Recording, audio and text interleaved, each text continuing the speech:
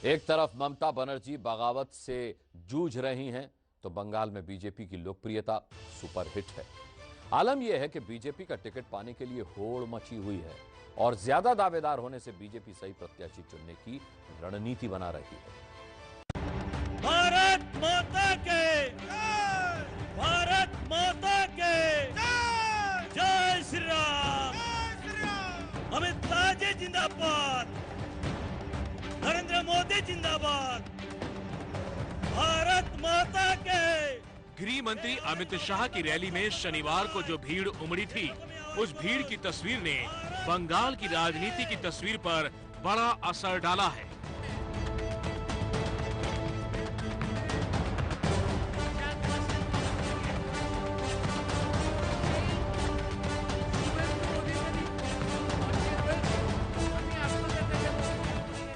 दो दिनों के दौरे पर अमित शाह शनिवार और रविवार को बंगाल में थे।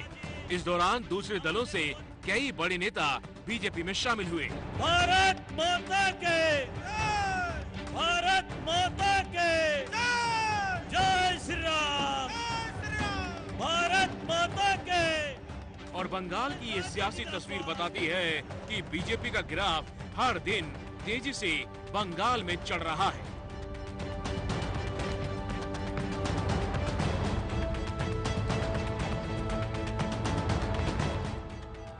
और तेजी से बढ़ते इस ग्राफ का ही नतीजा है कि बीजेपी में टिकट की चाहत रखने वालों की भीड़ तेजी से बढ़ने लगी है।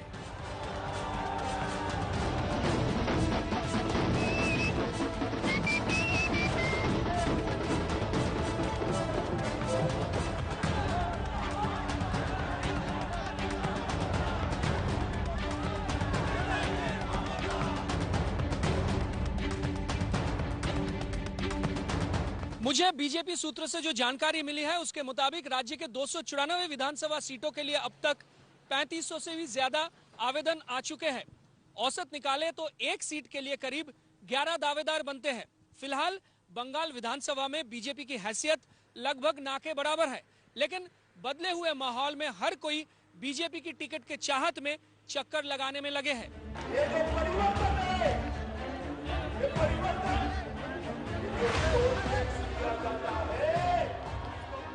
और ये आवेदनों की संख्या इस वक्त तक की है, जबकि चुनाव में 4 से 5 महीने का वक्त बाकी है।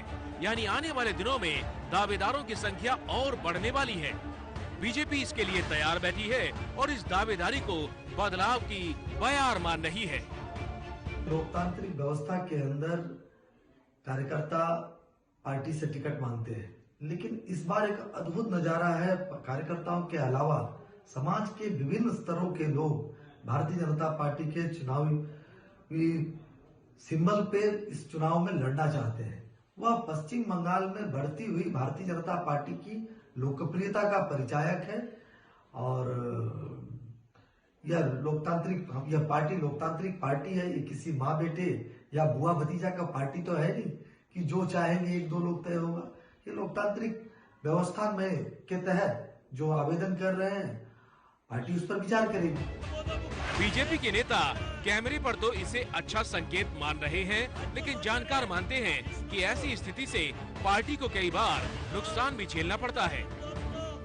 होता ये है कि ज्यादा दावेदार होने की वजह से ज्यादा लोगों को नाराज करना पड़ता है और ये नाराजगी अगर नेतृत्व दूर नहीं कर पाता तो नतीजे प्रभावित हो जाते हैं। ये जो प्रॉब्लम हो रहा है, ये बीजेपी के लिए अच्छा भी नहीं हो सकता है अगले दिन में, क्योंकि दल का अंदर जो प्रॉब्लम है, कॉन्ट्रडिक्शन है, वो ज़्यादा से ज़्यादा इंक्रीज हो जा सकता है, क्योंकि सभी आदमी अभी टिकट के लिए कॉन्टेस्ट कर रहा है। ये 1:11 ये जो कॉन्टेस्टिंग नेचर है बीजेपी के अंदर में, ये अगले दिन में तृणमूल में जैसे हुआ वो भी हो सकता है। बीजेपी में पुराने कैडर तो टिकट के दावेदार हैं ही। हाल ही में जिस तरीके से टीएमसी और लेफ्ट के कार्यकर्ता बड़े पैमाने पर बीजेपी में आ रहे हैं, उसकी वजह से टिकट की टेंशन बढ़ने वाली है। यही वजह है कि बीजेपी नेतृत्व अभी से ही इस बात पर गौर कर रहा है कि उम्मीदवारों के चुनाव के लिए क्षेत्रीय समीकरण को ध्यान में रखा जाए। और इन सब चीजों को तय करने के लिए केंद्रीय नेताओं की एक टीम हर जोन में पहले से ही बना दी गई है। अमित शाह अपने दौरे पर इन नेताओं के साथ मीटिंग करके इन्हें जरूरी निर्देश भी दिए थे। गृह मंत्री अमित शाह 200 प्लस सीट जीतने की तैयारी के साथ मैदान में उतरने की बात कर रहे हैं। विधानसभा में जब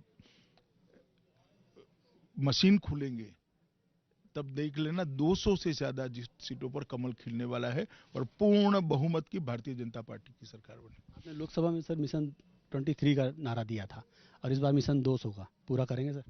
निश्चित रूप से मुझे नहीं करना है पूरा, बंगाल की जनता को करना है, बंगाल के मतदाताओं को करना है। जबकि ममता बनर्जी के चुनावी रणनीतिकार प्रशांत किशोर ने ये कहते हुए हमला किया था कि बीजेपी तो दहाई का आंकड़ा पार करने के लिए संघर्ष करेगी। मतलब ये है कि बीजेपी 200 का जोर लगा रही है तो ममता कैंप बीजेपी को 100 के अंदर समेट देने की तैयारी कर रहा है। लोकसभा चुनाव में बीजेपी ने ममता का खेल बिगाड़ दिया था और करीब 125 विधानसभा सीटों पर बढ़त हासिल की थी। बीजेपी इस आंकड़ों को आगे बढ़ाकर सत्ता पाने का सपना देख रही है तो ममता बनर्जी की कोशिश इस सपने को चूर करने की है।